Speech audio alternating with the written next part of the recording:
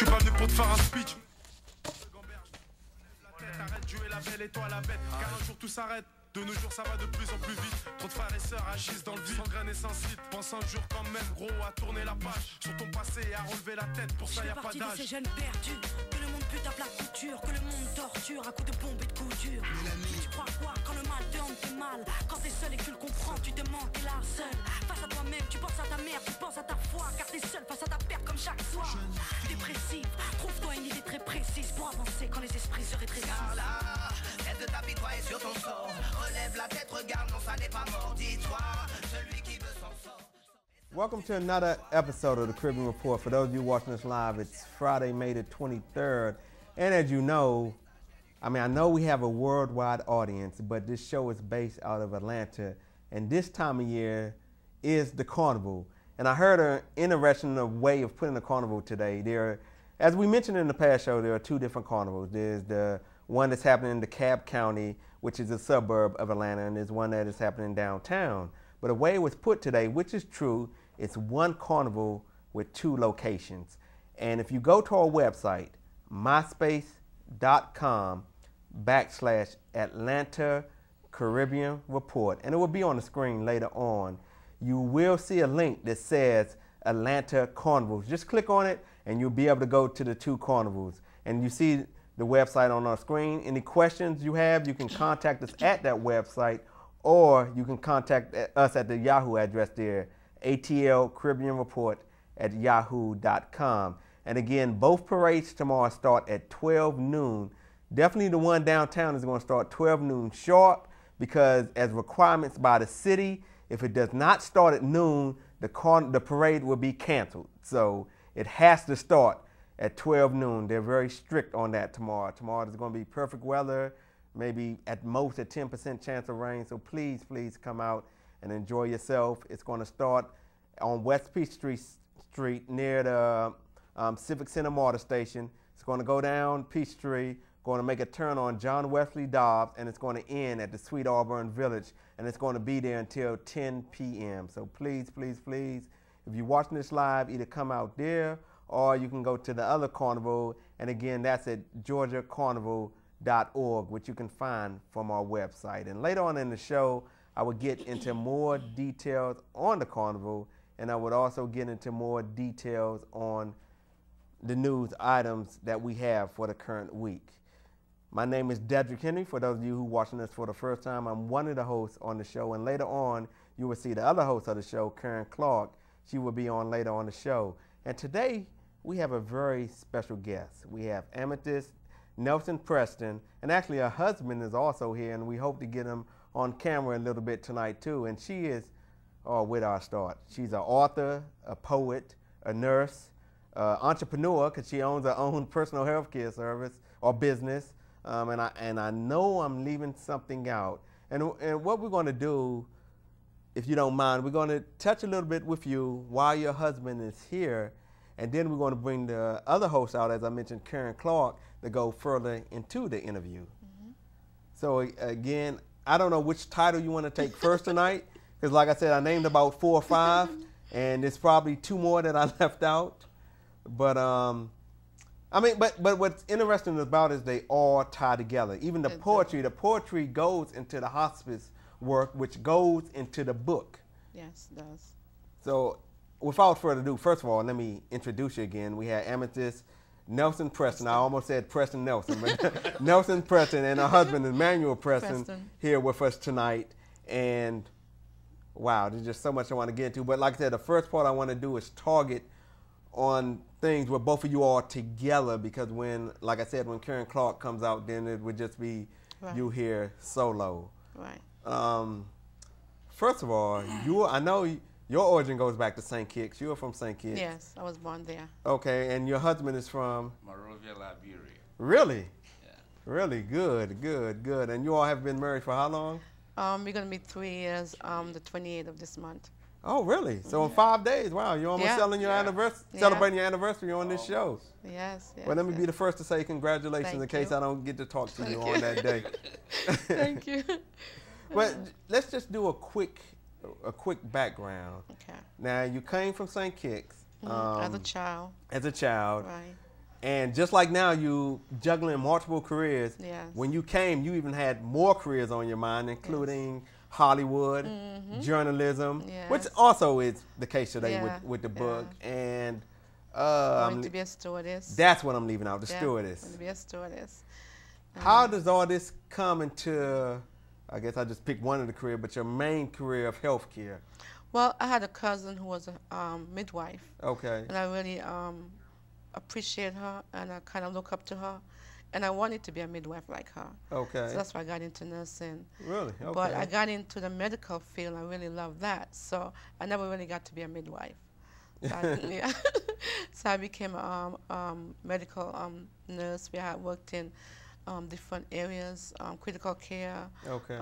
surgical unit. I worked in labor and delivery, surgical.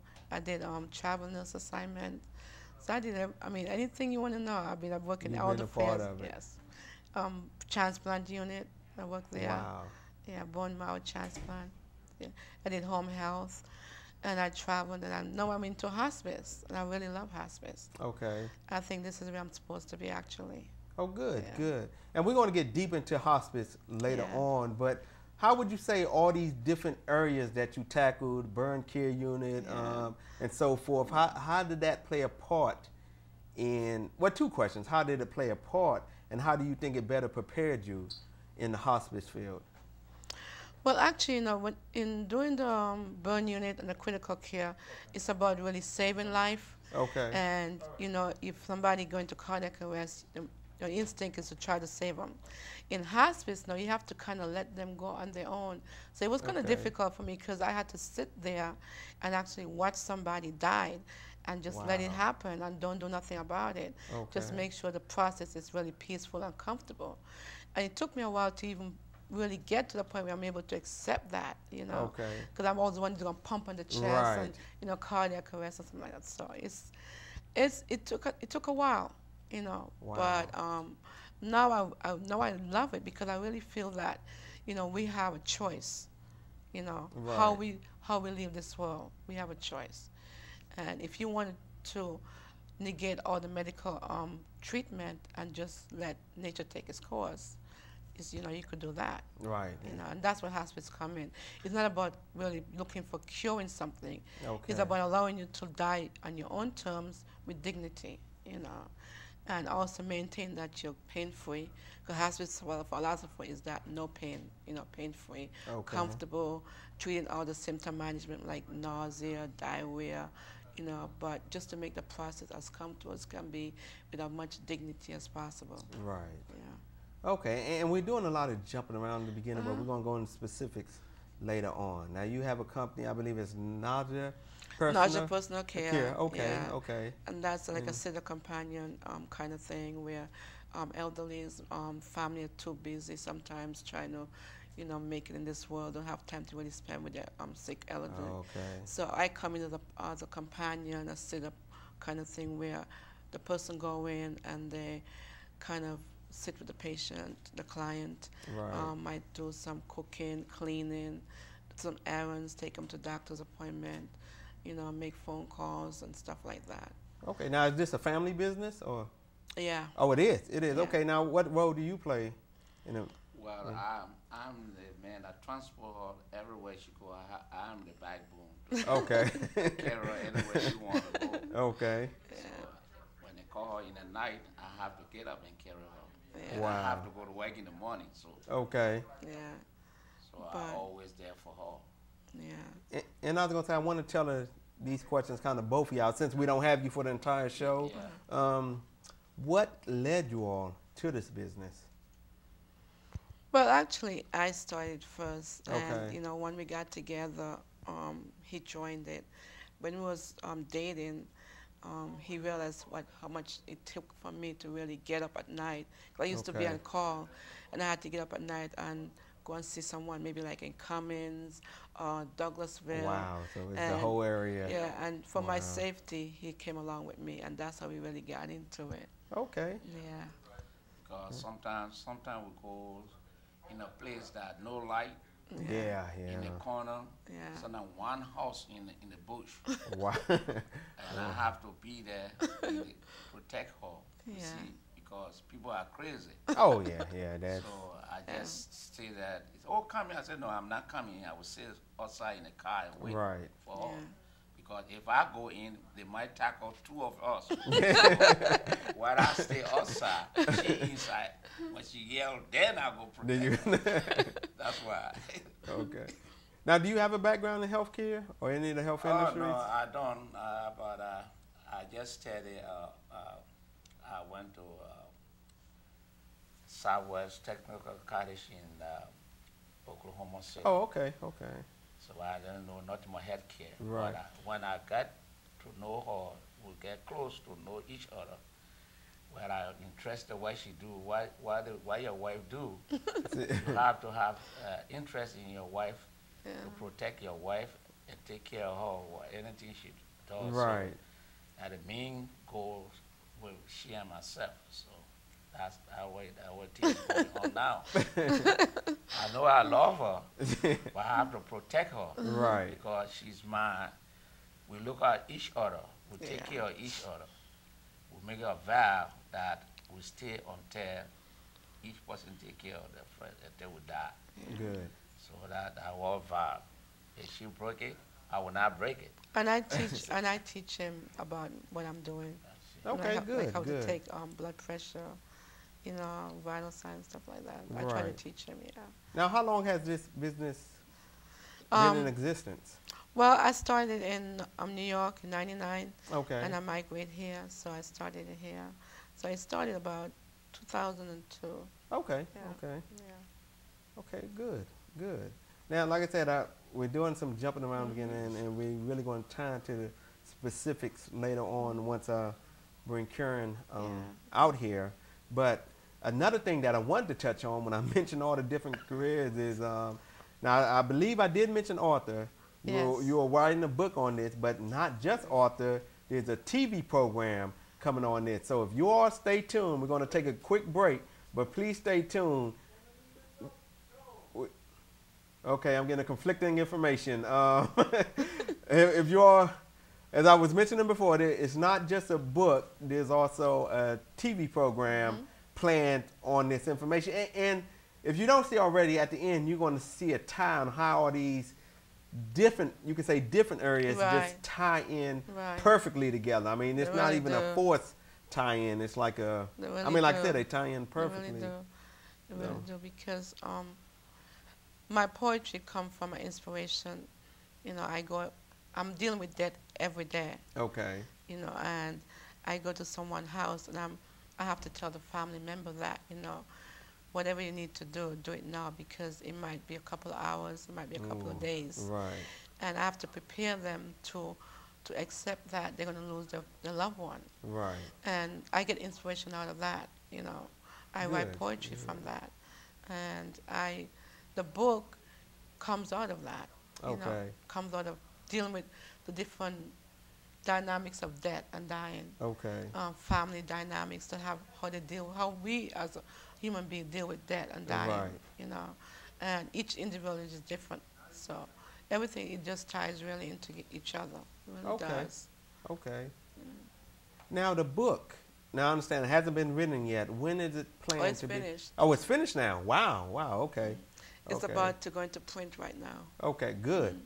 Good. And roughly how long, well, actually a better question now. I know the audience want to know, where can they obtain this book once it is released? My website, fieldofdreamsworldvision.com. Okay. Yeah.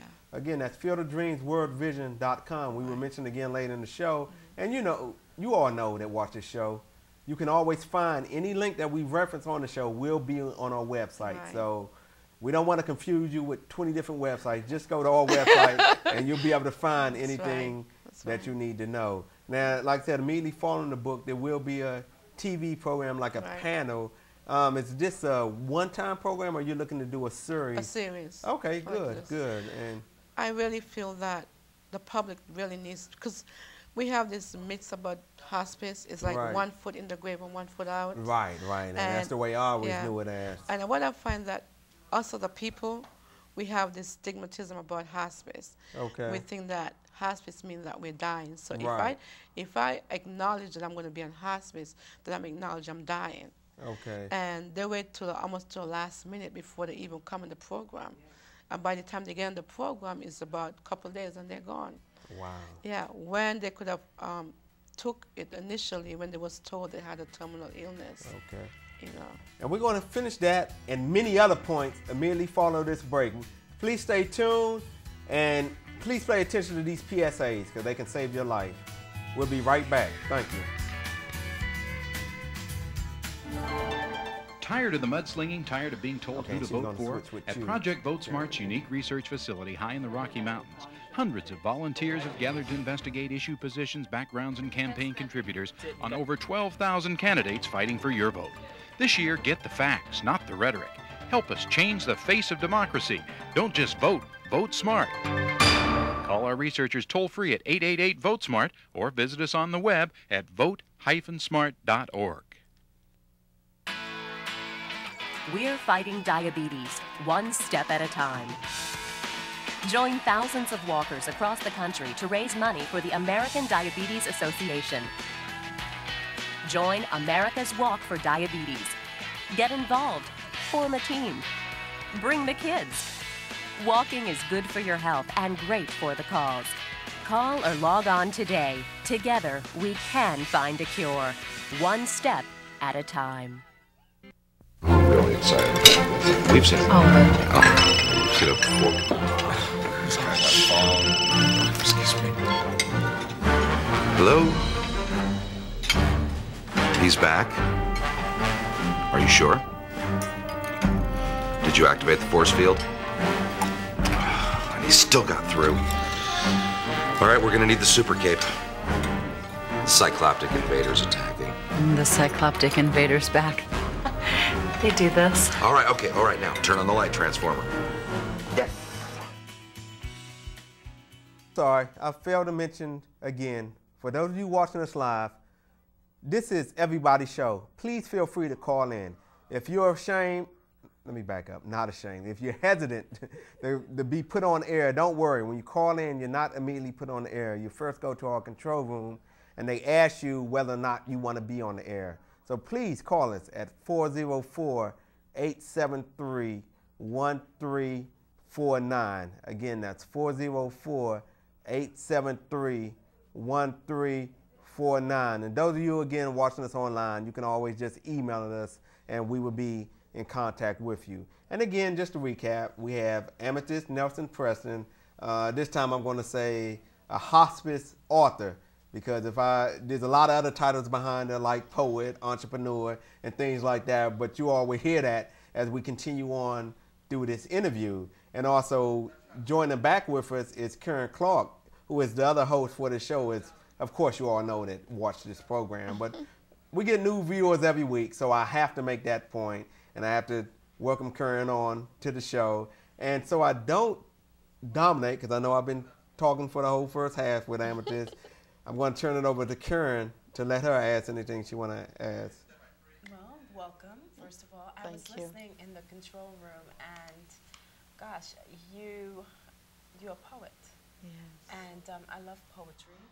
And being inspired from people who are going through something as touching as going on to the next life. How do you prepare someone for that? How do you help prepare your family to do something like that? When I first got an interview to come on hospice, I try to feel out where they are in terms of the spiritual walk first, and in terms of denial, because it's hard to really know that someone that you love is not going to be around. And I asked them, do they really want to talk about what's going to happen or what is happening right now? And then I could kind of feed my way from there. Sometimes they want to know, how long the person have. Is he going to die? A couple of minutes, hours, a month, a day? And if they ask that question, they know how to deal with them. We have a book that's called Gone From Your Sight. And in this book, it gives details of what's going to happen in terms of every system. And, you know, I would tell them that sometimes they might have pain increase. They might have nausea and vomiting, depends on what kind of disease they have. They might be to the point they don't want to be bothered. They might be irritable, but try not to take anything personal. Just knowing that this is the person's journey and they have to go through it by themselves. And all you have to do is just be there, be supportive, be loving, and even if you think you're not doing anything, you're doing it. Just being there for her, for him or her, you're doing something. Because sometimes, you know, they want to do something. I wish I could fix it. I wish I could just stop the pain, you know. And all you could do is just give them meds, back rubs, you know, just hold them and hug them and tell them that they're not alone, you know, and whatever it takes to make the client feel that, you know, they're not in this world going through it. And fears are a major factor, and just let them know that, you know, it's okay to be fearful, you know. So do you read to them your poetry? Sometimes I do. Sometimes it depends on the family members and depends on the patient. Of several of my patient poems, I've written it out, I've given it to them, they've read it, and they really felt that it's blessed their life. Sometimes I'll read the Bible to them if they want that. I might pray with them. It all depends on where they are in the journey. Yeah. What brought you to that line of work? Hospice? Yes, your dedication towards hospice. I was a travel nurse. I did critical care. And I came back to Georgia and I wanted something different. I was kind of burned out. And I just happened to open a newspaper and I got into it. And what really got me was that it made me feel like I was in the West Indies. You know, in the West Indies we have like third and fourth generation. And everybody, you know, everyone is always there for each other. And hospice gave me that kind of feeling, you know, that the person is allowed to, you know, die in their home, have all the family members around them, grandchildren, great-grandchildren, aunts, uncle. So that kind of reminds me of home. You know, you're a special individual because a lot of people do not know how to handle death. And they may look at that as very stressing. And therefore, you said that you were burnt out and you went into a different situation where someone like myself, because I've been touched by that and not too good with it. It's not. Not too good with it. Therefore, for me, it would be very stressing for me, you know, to go through something like that because it's extremely emotional. It is. And you have that emotional attachment. It is. So it takes a wonderfully special person who is blessed by God to do something like that. Well, you know, it's funny because sometimes my coworker have to say, you need to just step away because you're getting too emotional. Because I tend to get really close to my patients. And the least little thing I see that is not really giving them the quality of life that they need at this point, it really bothers me. So sometimes I really had to kind of step away. Because I tend to bring my emotion into it sometimes, so and you can't really do that. Yeah, but I guess in some ways you can be effective by doing and you really have to. But and it's difficult because as a human being, and you know, you feel it. So it's sometimes it's really rough emotionally, and I'll go and tell my husband, you know, one of my patients died today, and if I need to cry, I cry. And sometimes I go to the funeral because going to the funeral brings closure for me. You know, and there's some family I get really connected with that I still keep in touch with up until now. Wow. You know? That is awesome. What I see is that the family used tend to be like a support system for the family because if you're going to the funeral as well, I mean, that helps them to have that strength. And then they love to see you come there. And, you know, when you go into hospice, it's not just about the patient, it's about the family too. Because I really feel, and and I think the biggest thing is the person that left behind. Those are the ones that really need a lot of care. It's not the one who's really dying, because some of them is really know what's going to happen, and they already prepare themselves to it, but they worry about the family that's left behind. So a lot of time you have to really tune into the family that left behind, see where they are in the journey, you know, if they're accepting of what's happening, if they're having guilt, depends on the different family dynamics. Right. You know, if they're having guilt or anything like that. So you kind of, like after the patient died, hospice followed the family for a year. Really? And they give them bereavement counseling. Like if you're high risk, then you really follow them for maybe a year and a half, you know, up to like 13 months or 18 months. Yeah. You know what, not to cut in, but I think it's important. I don't want to make it too basic, but yes. I believe there are people watching out there that really don't understand what a hospice is. Unless you, well, I'm not going to say unless you deal with that situation, but a lot of times, unless you deal with that situation, a lot of people just look at the hospice as some type of hospital. They don't know the exact meaning of it. So if you can just expound on what exactly a hospice is. It's a program that gives a person that have a terminal illness, knowing that they're going to die, the best quality of life as they go through the journey. Okay. And what it does is that you come in and you manage the symptoms. You no longer, because at this point, you're not looking for cure. Okay. You're looking for management of symptoms like pain, maybe diarrhea, nausea, you know, any kind of symptom that the disease might cause. And you want to have you want to make them comfortable. And you're really dealing with terms of management of the symptoms. Pain mostly. Right. So and the program is that a nurse comes to see them once a week. Okay. Sometimes twice, depends on the disease process. A CNA, which is a nurse assistant, help bathe them. Then you have a social worker who comes and sometimes help them with Medicare, Medicaid, maybe SSI, you know, any kind of issue they might have. Then you have a chaplain. And he's not going to bring religion, just to bring support and to see the audience in the psychological as well as spiritual journey.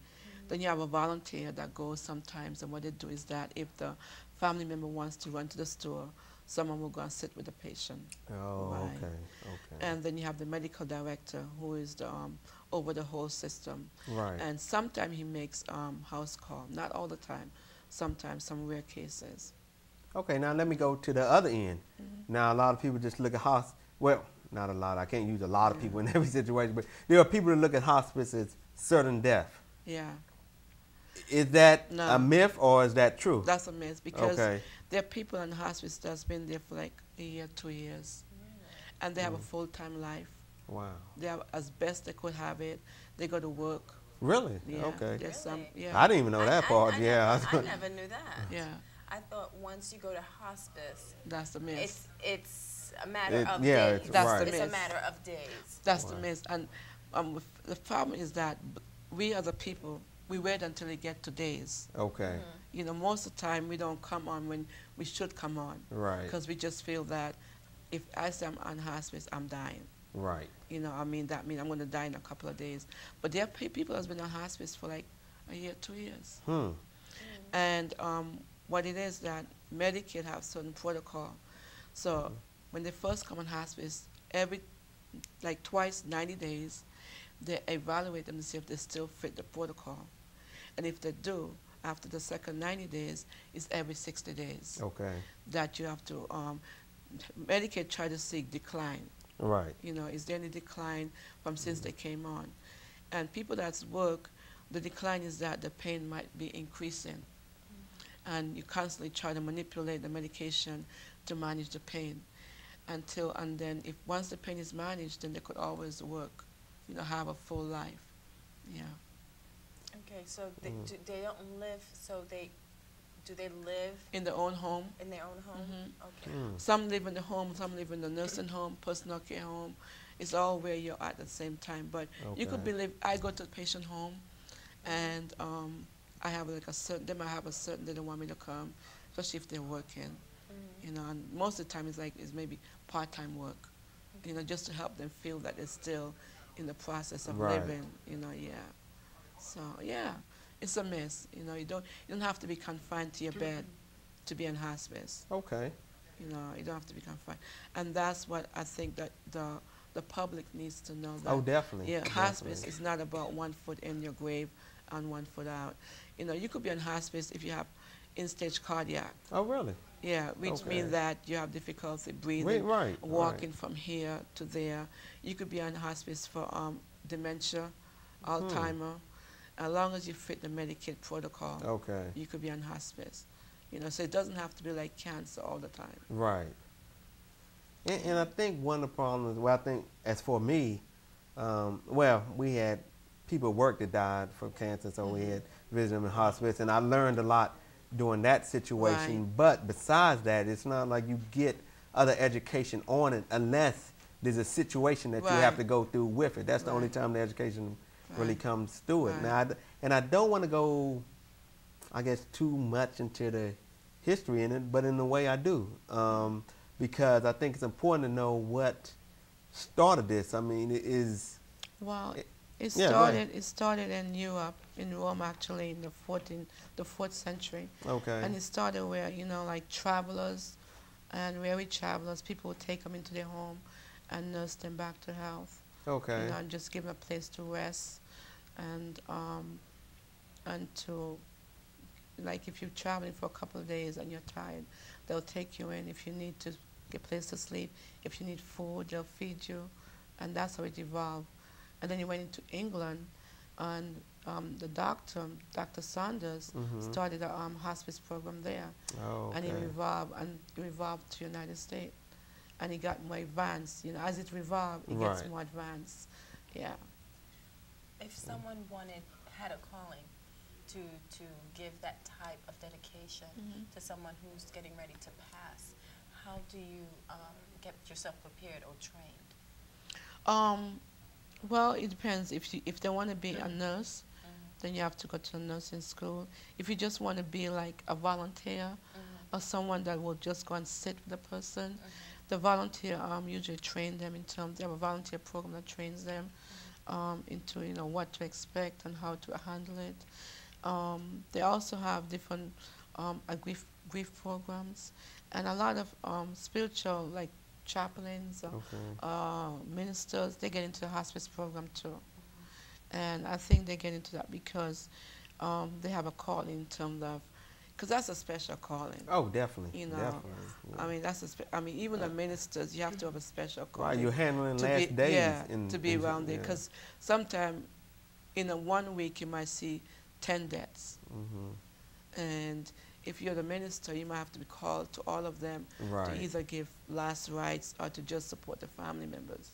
And a lot of times the family members are really difficult to handle because they're grieving so much. Yeah, there's so much emotion behind it, not to fault them. But how do you comfort them, you know, and without get drawn into the emotion yourself? You know, but I think, you know, the other program that you could probably get into, like grief counseling, and if you want to get into like chaplainhood, you could do that. If you want to get into the nursing aspect, you could do that as well. But you know, that's an important thing that you said, because I think that we need to have more programs that really prepare the public how to really handle death and dying, and how to be there for the loved one or significant others, because a lot of times you're dealing with the person's emotions, the person who's dying, but you're trying to be strong for that person as well. And you have your own issue, because death and dying is not an easy thing to do. And then sometimes the death process is so painful to watch, you know, that alone is very scary to a lot of the family members. And that's why I try to read the book to them, try to tell them the different signs and symptoms they're going to see, so when they see it, they don't get scared about it. Like some symptom is like crawling into the air, and they're just grabbing, and there's nothing they're grabbing at. Or they might start talking about people that has already died, and they will say, you know, did you see him standing there? And then if you're not really familiar, see, I heard that a lot. In church, actually, I hear that. You want to know, okay, who is she talking about? One time, one patient grabbed me so tight that I got scared. And she said, did you see Jesus? And that was the first time being in hospice. I'm saying, Jesus, what does she mean? But then you know, but as I revolve around it, I know what it is, and I've seen it so much that, and they'll tell you that they're there, or they visit them, and they'll tell you about the light. They see the light, you know, and they might say that I'm going home, I'm going to die tomorrow. And they know exactly when they're going to die. And they'll tell you that. I've heard of that through, I guess, Caribbean. A lot of the family members would talk about that. They will even say that they've been in a different part of the home and they felt the dead shake the house as they were passing on. They were saying goodbye. I'm like, really? And so this is true. It's true, really. It's true. I had one patient one time, and I was home in my house. Okay. And I was getting dressed, and I heard a voice talking to me. I mean, it's like, when you said that, it's hard for people to understand that. I asked 3 times. Wow. And I said, why is she, annoying my spirit? When I got to work, she says, Amethyst, I've been asking for you all day. Where have you been? I've been waiting for you. This is what they did to me. And I said, okay. Then I wasn't really sick. That was real. It wasn't my imagination. Not just a coincidence. Yeah. She was really calling out to my spirit. And it's being in hospice has really enlightened me in terms of my spiritual walk.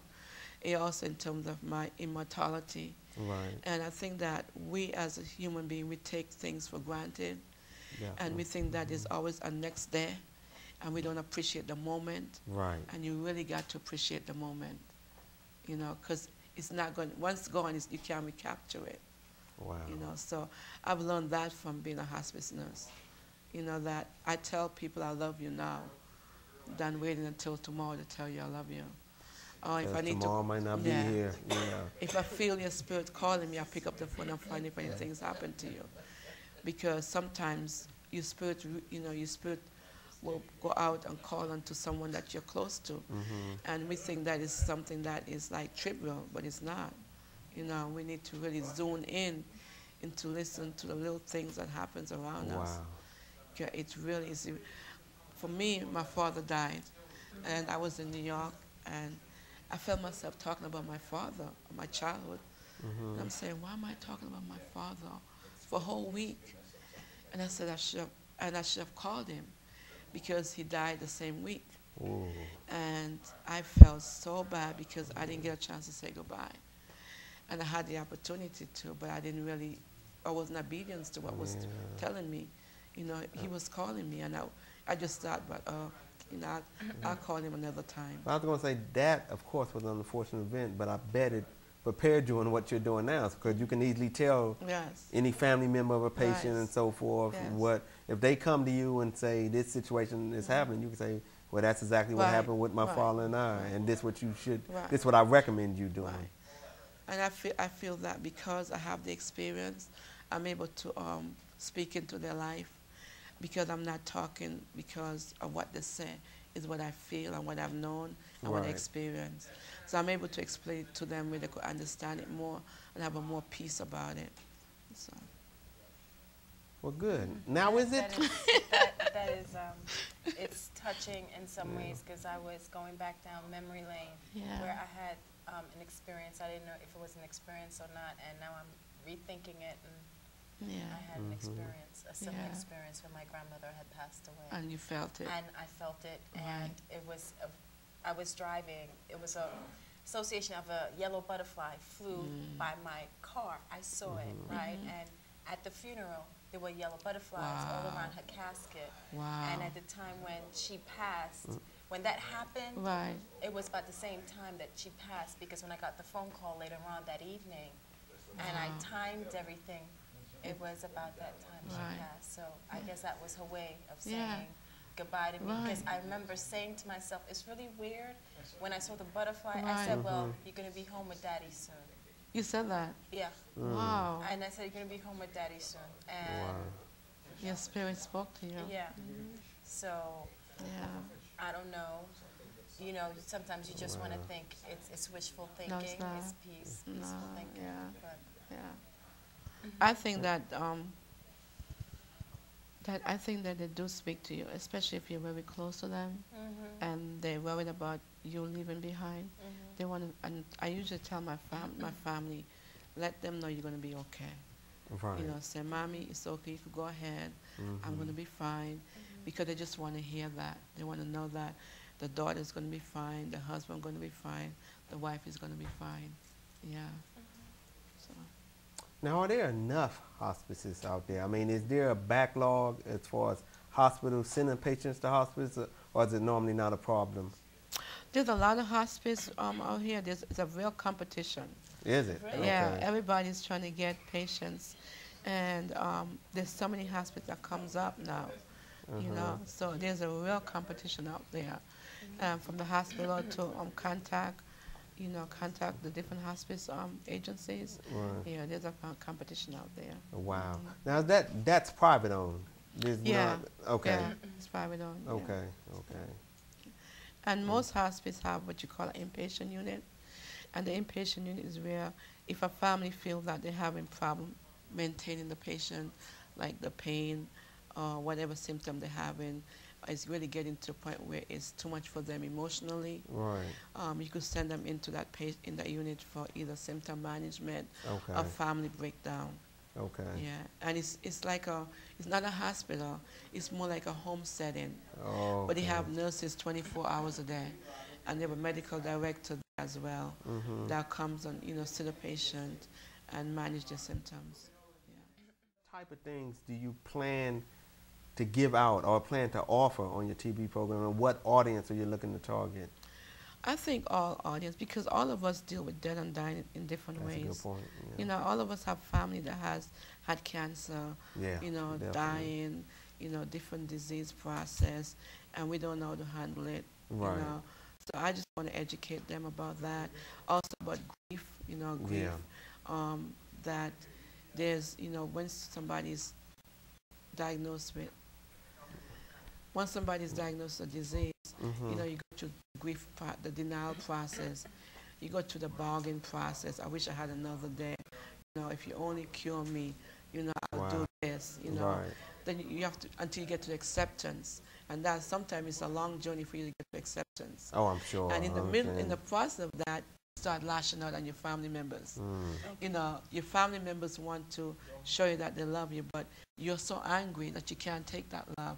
You start being real nasty and abusive, to the person who loves you. So that's a normal stage. Yeah. That's very normal. Yeah.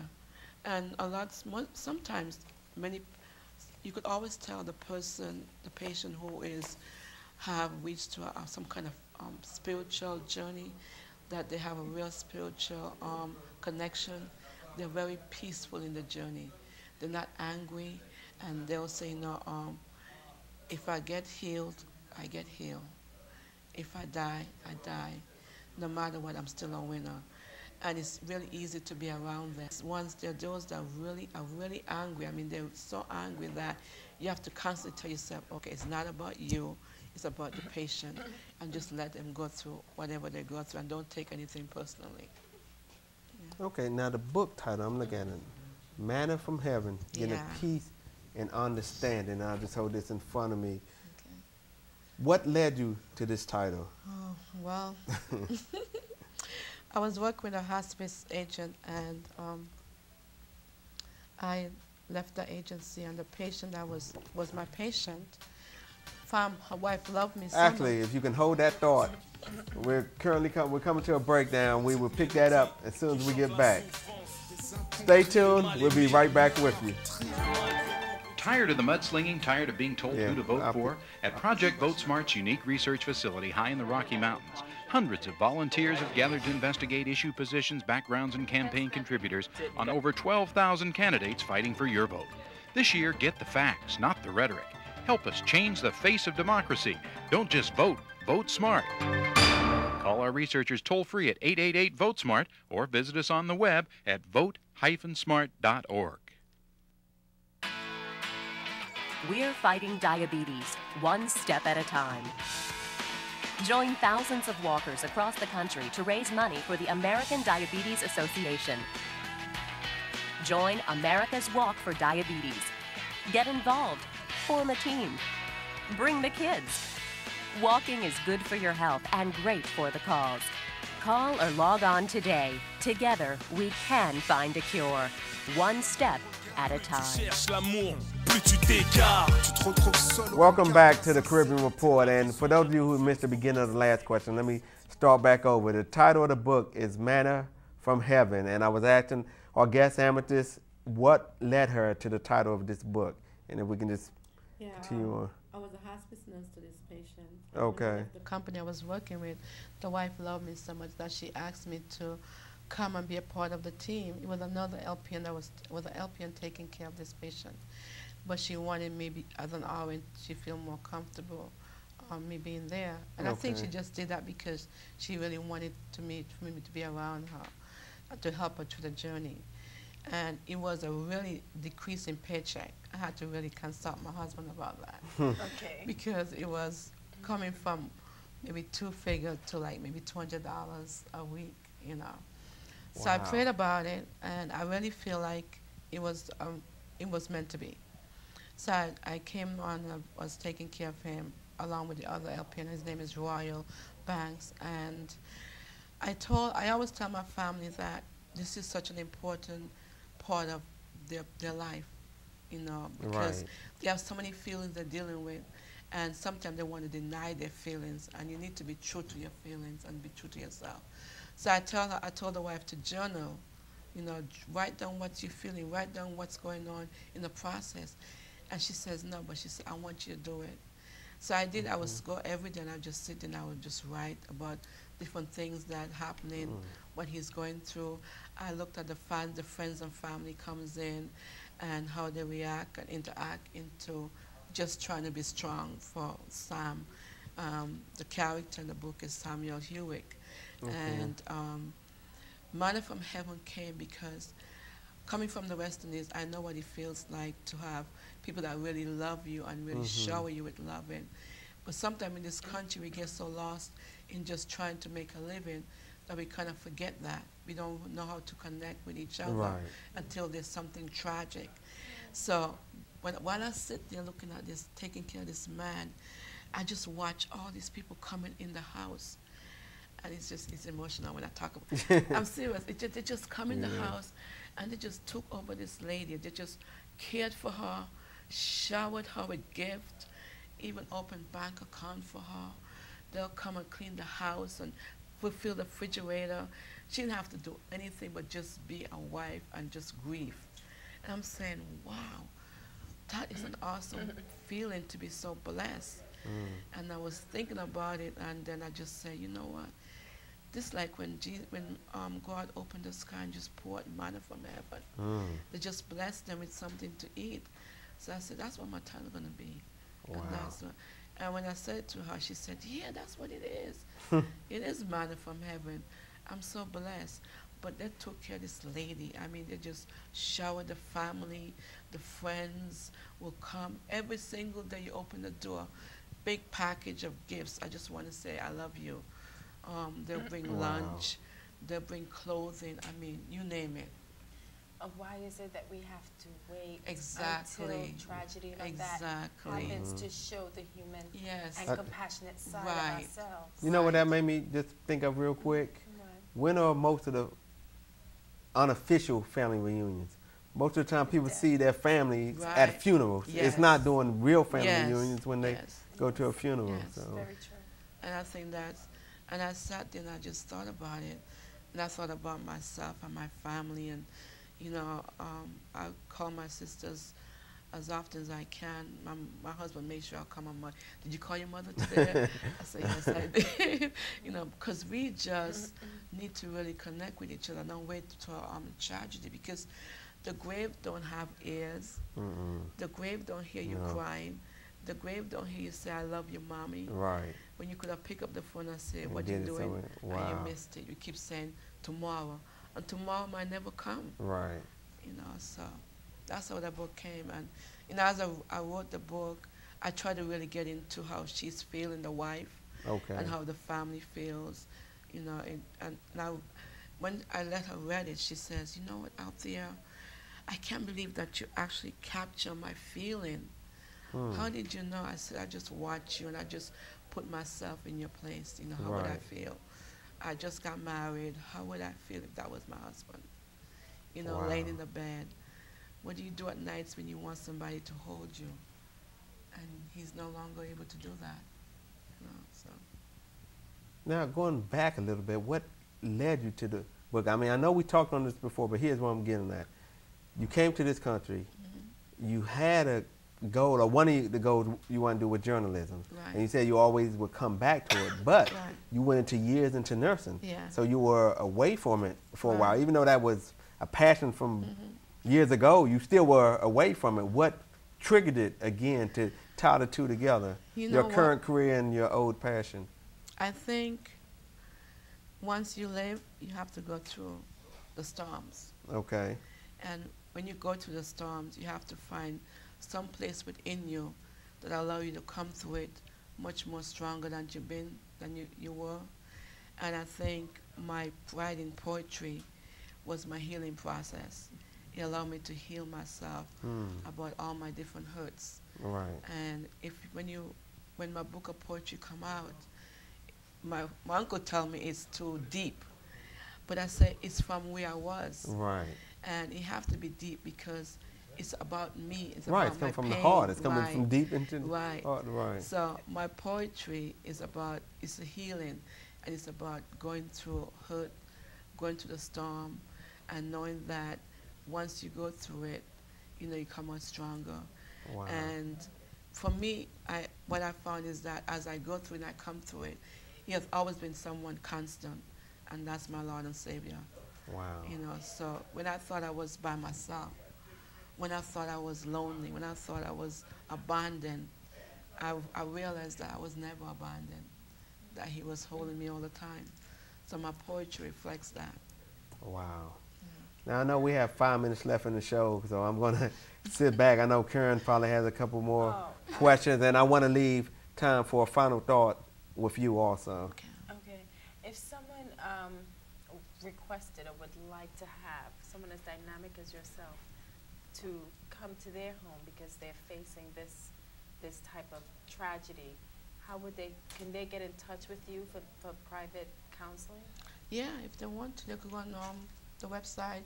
On the Fields of Dreams, worldvision.com, there is Nausea Personal Care also there. And they could contact me there with the number, and they could call me at 404-314-3725. Okay. Well, thank you. Thank you, too. Oh, gosh. Now, is there anything that we haven't talked about or that you want to reiterate? Like I said, on anything. My passion is just about the human spirit.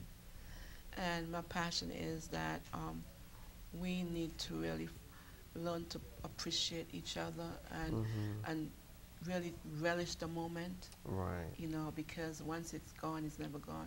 And I really feel that we as a people, we need to know more about hospice. We need to know that it's not one foot in the grave and one foot out. We need to be able to, and hospice is paid by Medicare. So it's not coming out of your pocket. Okay, that's it. I'm glad you made that point. I mean, it's out there for you. Right. You know, you just, and some hospice company, even if you're not Medicare approved, they'll give it to you as indigent, you know. So I just want people to know that hospice is not a taboo anymore. Hospice is real, and you could have a pleasant journey in your hospice walk. And this resources, and what you're saying is this resource is available to all. To all. Okay, there's no income barriers. No income barriers. No. Okay. No income barriers. Nothing at all. And again, our guest tonight, and we at the same time like to thank her for coming on, Amethyst Nelson Preston. Thank you for being on tonight. Thank you. And Thank you your and your website again is Field of Dreams, worldvision.com. And that will be on our website. And I'm wrapping this part up because I do want to reiterate, for those of you that missed the beginning of the program, tomorrow, for those of you watching us live, it's Carnival here in Atlanta. It only happens once a year.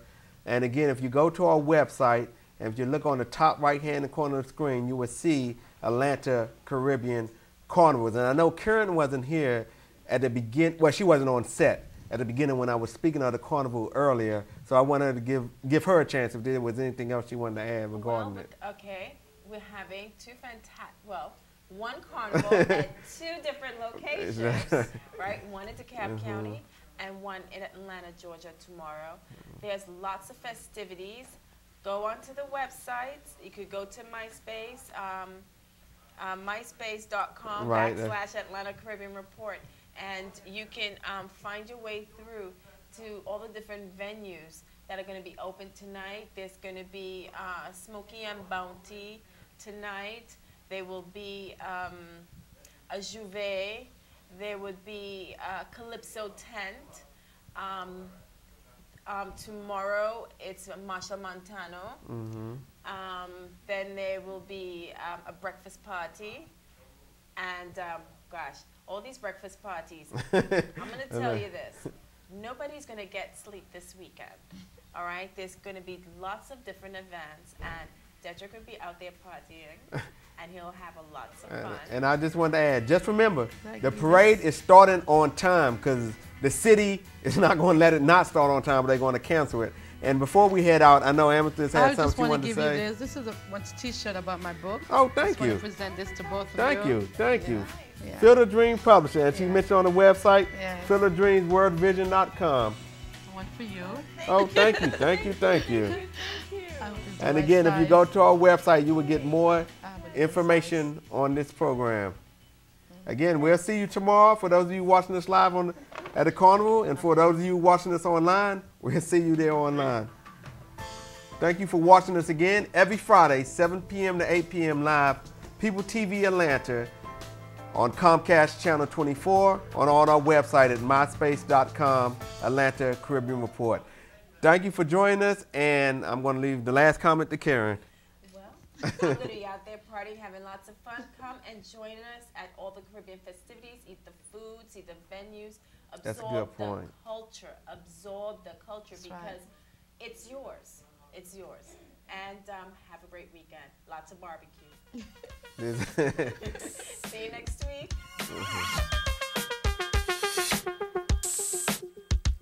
Jeune homme, deviens ce que tu es parce qu'ils veulent que tu sois un habitué du drame avec une arme pour seul accessoire. Se faire tuer à l'adolescence n'a rien de funky. Les vrais calibres sont la foi et la connaissance, n'est jamais prostituée.